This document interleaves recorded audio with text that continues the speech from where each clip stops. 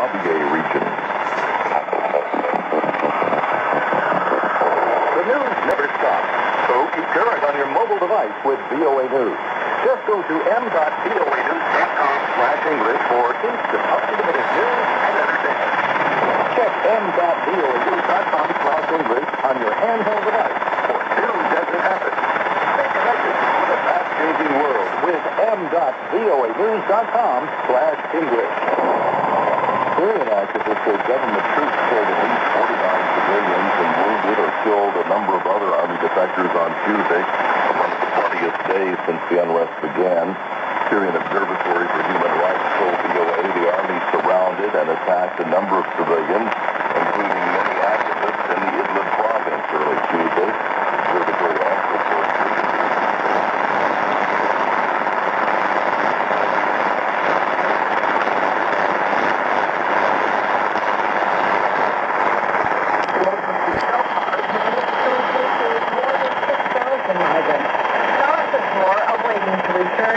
the International Organization for Migration says, except for a lucky few, it cannot help them because it is run out of money. IOM spokeswoman Jenny Cundian said, thanks to some emergency funding from Saudi Arabia and Japan, the agency will be able to charter 3 planes to help another group of migrants return home to Ethiopia soon. We've had thousands of migrants travel ready for some time now, but until we receive the stopgap funding from Saudi Arabia and Japan, we've not been able to take them home. In the next few days and weeks, we'll be able to help most of them through these 3 task flights. Among them are unaccompanied minors and medical cases, and we'll use the medical cases include migrants who suffer torture at the hands of smugglers, many through gunshot wounds or broken limbs. The International Organization for Migration is urging to exchange for $2.5 million to assist an additional 6,000 Ethiopian migrants to return home. In the past year, nearly 18,300 Ethiopian migrants have been registered in the northern Yemeni town of Harat on the border with Saudi Arabia. Many were returned by Saudi Arabia because of their commitment.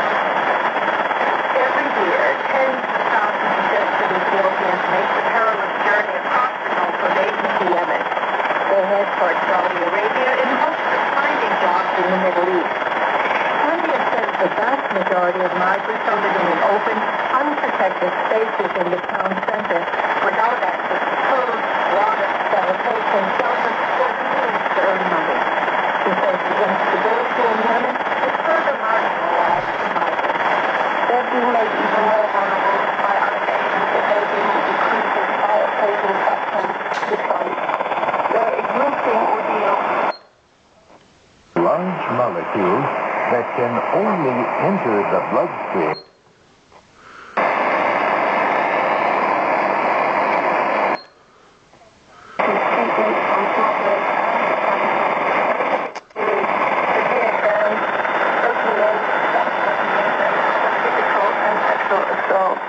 The International Organization for Migration reports at least 30 migrants in Iraq have died in the past month, although it believes that figure is probably higher.